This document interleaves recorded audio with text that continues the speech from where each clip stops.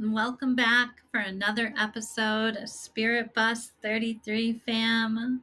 Jyotishamara here, once again, excited to take a little trip with you, expanding our consciousness, learning how to become our favorite versions of ourselves, living more in the now, all while embarking on this wild, wondrous earth experience. Join me each week-ish as we evolve together, exploring Toltec, holistic, interdimensional, Eastern, Western, spiritual minded thinking and practices.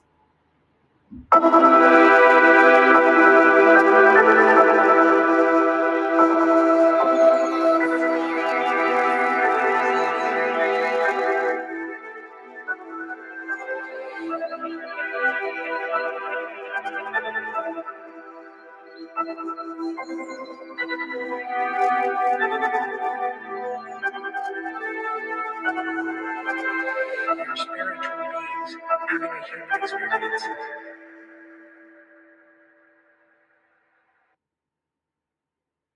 Thank you. Thank you for being present. Thank you for taking a little ride with me. Also, been wanting to say this for quite some time, but I really truly want to thank all the support coming from India. So, my name, Jyotishamara, has deep roots to Eastern philosophy. It's a name that I truly disliked growing up, wanting to fit in. The turn of heads first day of school during roll call, wanting so much to be called something like Jessica or Samantha. Instead, settled for this, I don't even know how it happened, nickname Jody, which now truly represents all that was not authentic in my life. When I realized how special the words Jyotishamara were, I held this immense gratitude for my parents for choosing that name. And then I continued to learn how to step into the vibration to fully honor it. Perhaps maybe a past life I was in India because the energy, the people, the essence, it calls my name through these vibrations that I'm really still learning to understand. Hence the reason why I'm so honored that so many of you listening are from India or are currently in India. This poll it's part of the reason why so many of my own healing modalities that I use on myself and modalities that I teach, they have these layers that studying Eastern philosophy, amongst others, that has taught me I'm always the student and I'm always the teacher. We're always both. This last week, it's been filled with preparation for a journey. It's a literal journey, a trip to Arkansas. I'm so excited to learn and share, everything that I'm able to take in from the trees, from the birds, from the wind, from the people there. Knowing that every time that I have traveled, it has been life-changing, transformational. So this week, one of my mentors brought up a question when we're talking about all the division, in the United States, in the world. The question, would you rather be right or happy? For some, this question might cause an automatic reaction, perhaps agitation. But I'm right. How can I be happy when they're so wrong? Then you talk to a member of them or they, and one says, how can I be happy when they judge me? How can we be happy when our rights are at risk? When our constitution is at risk? And then both sets of thems, sit with this rushing cortisol, adrenaline that only hurts themselves. And the stress response starts to impact the brain, the nervous system gets all activated. So could we choose to be happy amongst chaos? Can we choose to be happy with others? If so, what type of others? Having the great honor to work with people from many different belief systems, different backgrounds, different political views, I see patterns. Patterns of love for family, wanting to be loved, wanting safety, wanting to enjoy life. Drawing from the Bhagavad Gita, happiness that arises from constant effort is the happiness that can yield a greater beauty and a larger sense of fulfillment. So happiness is a choice. It's not always available without effort. See, we get to experience all of the emotions while we're here. They drift in as choices, as options. Early on in the healing journey, in the remembering journey, one may not see that there's a choice. They might cling to the anger, the jealousy, the fear, because their body, their mind, will present a live demonstration that will be so believable that anything else seems impossible and also insulting. And then when the awareness starts to increase, that there are gaps in between thoughts. At first, maybe only like 1 second. There's gaps in between emotions. There becomes this understanding that during this sacred space, everything is possible. And then that gap becomes slightly bigger, becomes stronger, more aware. And then the flicker of seeing, I can shift my emotions.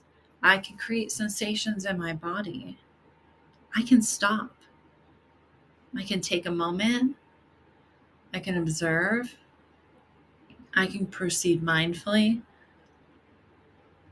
I don't need to be right to be happy. I can be right. Okay. Someone can disagree with me. Okay. What matters is the vibration internally, my connection to love, and how I walk amongst the dialectics of this experience. Does that mean that I'm a doormat for others to just stomp on and I'm just going to smile? Partly.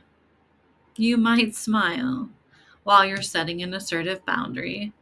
Not a smug smile, a genuine one. Part of being happy is being authentic. If you want to address something, you want to set a boundary, you want to express yourself, do it.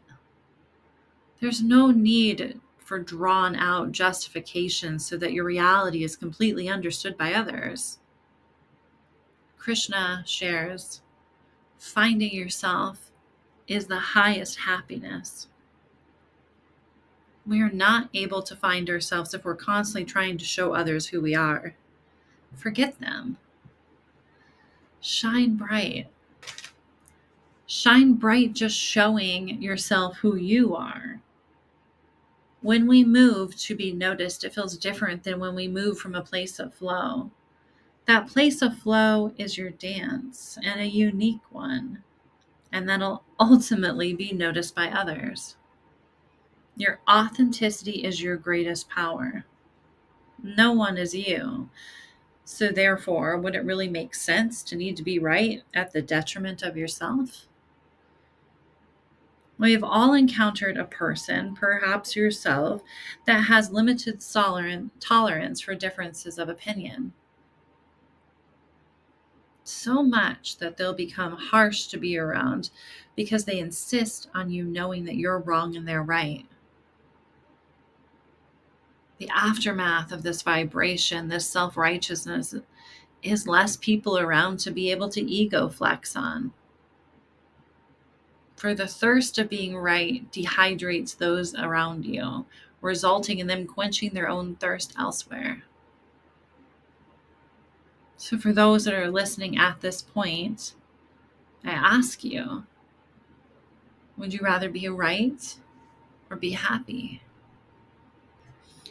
Since I'm about ready to take an adventure to some unknown spaces that I've never been before, all of my cards are packed up. So I won't be doing a reading at the end of this podcast episode. So instead, I have some cards from Toltec wisdom, from the Four Agreements. And so I thought I'd read a couple of those. The first one: you gain a huge amount of freedom when you take nothing personally. No spell can affect you, regardless of how strong it may be. And if you live without fear, if you love, you will be happy with your life. I really like the way that Toltec wisdom talks about. I wonder if that fan's been going, if that's going to be bothering this episode. Sorry. I really like how the Toltec talk about like words and actions and all of our decisions as spell casting. No spell can affect you, regardless of how strong it may be, when you take nothing personal. And that would be similar to if you're not trying to be right. Because if you have a difference of opinion in front of another person and they have a different opinion and you're not taking it personal, you'd have no reason to try to make it known that you're right. There's such a different vibration than having a difference of opinion and the need to be right. You can hear it in the person's tone. You can feel the energy shift in the room. Last card here. The biggest assumption that humans make is that everyone sees life the way we do. We assume that others think the way we think, feel the way we feel, judge the way we judge, and abuse the way that we abuse. We're afraid to be ourselves around each other because we think others will judge us, victimize us, abuse us, and blame us as we do ourselves. It is quite interesting when you peel back the layers of the need to be right. When you peel back the fear of being wrong, when you peel back the judgment of somebody not seeing things the way that you see, and you start to peel that back, and you start to look at those layers very closely, start to look at those projections very closely. There's a lot to learn about ourselves in just the way that we handle conflict, in the way that we handle interactions with other people.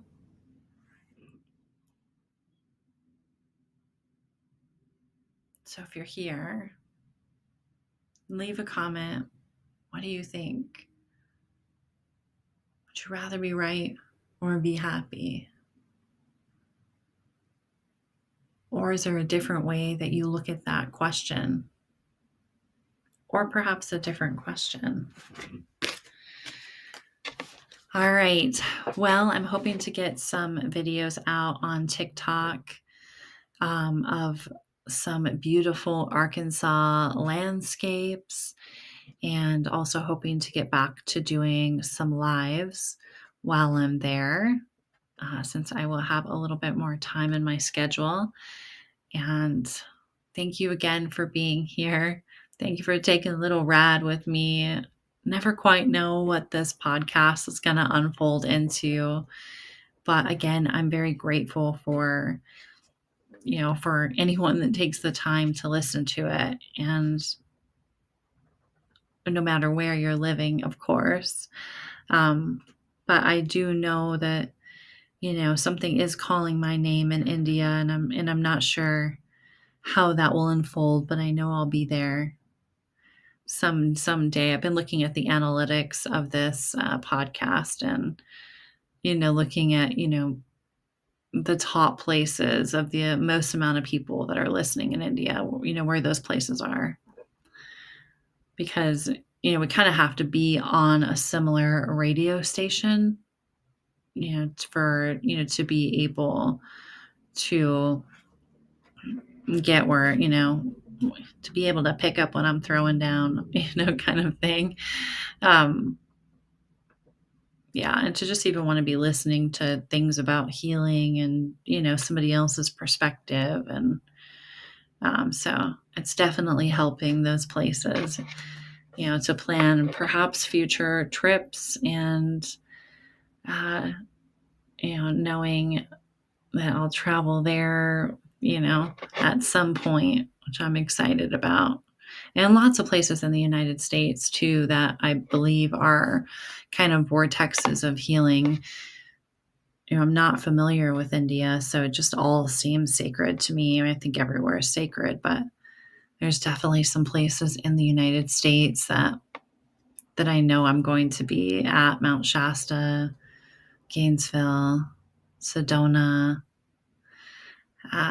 But where I live by Lake Superior, there's definitely major activity here. There's something so special about the Upper Peninsula of Michigan. So special that it drew me in, and here I am all these years later. All right. Thanks, Spirit Bus fam. I'll see you next time.